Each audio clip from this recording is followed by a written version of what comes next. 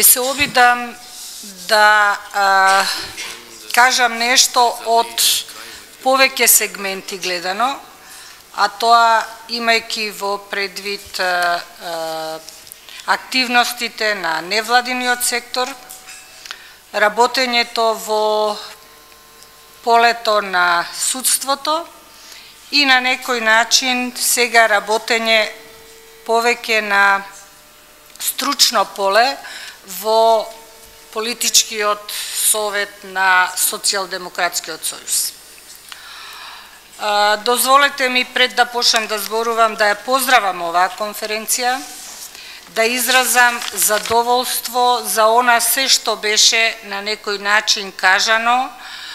со цел и со намера да сите присутни, а и лица кои што се заинтересирани во делот на јавниот живот на оваа земја допринесат секој од свој аспект. Она што низ целото кажување на сите дискутанти не беше спомнато е стравот кој што владее во Македонија. Стравот воопшто, стравот посебно, заплашувањето општо, апатијата, дискриминацијата и едукацијата. На овие неколку сегменти ќе се задржам од аспект на она што претходните дискутанти зборуваа, се со цел да на некој начин се донесе некаков заклучок дека процесот на демократија, rule of law, слободата на изразување, во колку постојат сите овие сегменти, далеку се од тоа дека може да се развиваат во една земја каква што е Македонија. Не само во овие сегменти, туку и во сегментите на креирање на јавното мислење, кое што е во одредени сегменти на многу ниско ниво, а јас сум имала можности да разговарам и на некој начин да дојдам до овие констатации. Не само преку работата на Институтот за човекови права, туку особено во оној дел преку мојата ангажираност во Европскиот суд за човекови права и сега во Уставниот суд на Босна и Херцеговина.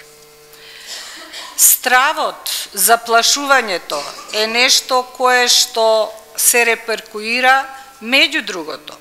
на селективната правда,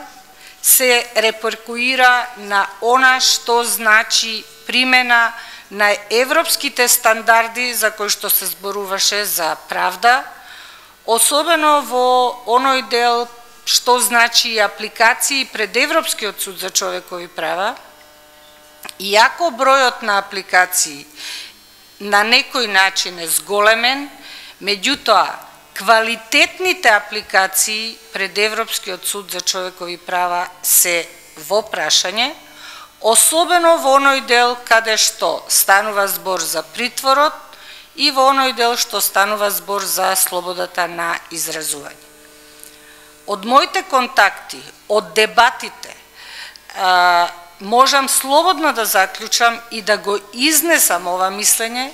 дека постои страв за аплицирање пред Европскиот суд за човекови права во овие сегменти.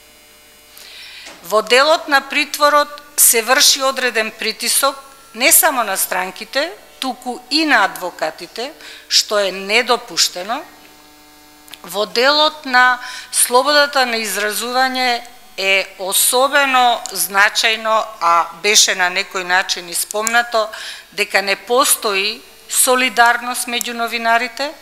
меѓутоа таква солидарност не постои и во другите сегменти. Таква несолидарност постои и во правораздавањето. Кога велам правораздавање, мислам на сите судии, адвокати, обвинители.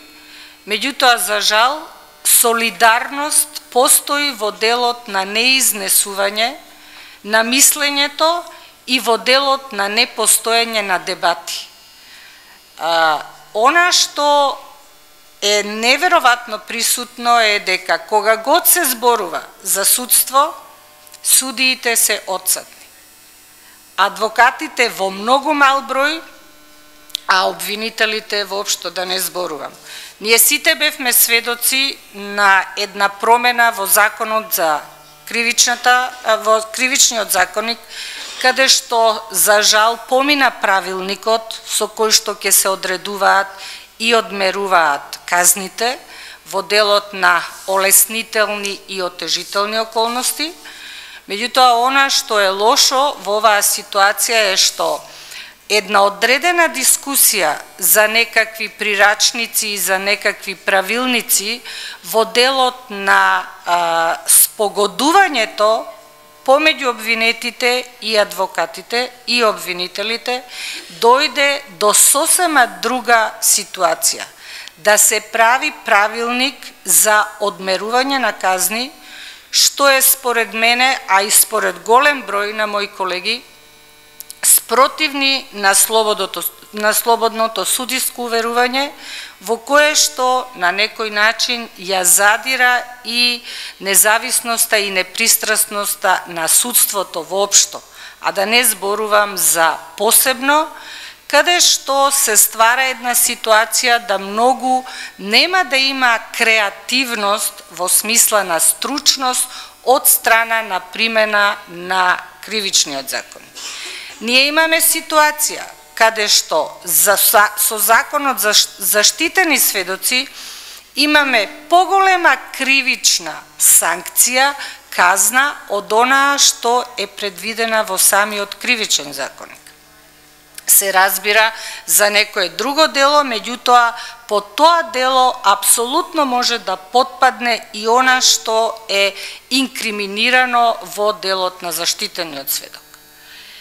Едукацијата, на некој начин морам да ја споменам заради тоа што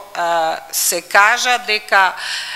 дел од граѓаните, за жал голем дел, не прават разлика помеѓу европските институции, што е исто така случај и со судството. Не се прави разлика помеѓу она што е Европски суд за човекови права, Судот за правда се споменува Меѓународниот суд, Хашки трибунал и така натаму. Ваквата неедукација на некој начин секако дека допринесува до една поразителна состојба во не само во дебатирањето, не само во знаењето како да се дискутира, што да се изнесе, меѓутоа во оној дел што значи исто така едукација на младиот кадар. И на крај ќе ја спомнам дискриминацијата, која што постои апсолутно на секое ниво, почнувајќи од вработувањето, завршувајќи со ЛГБТ популацијата, неследење на она што значат париските сегменти, елементи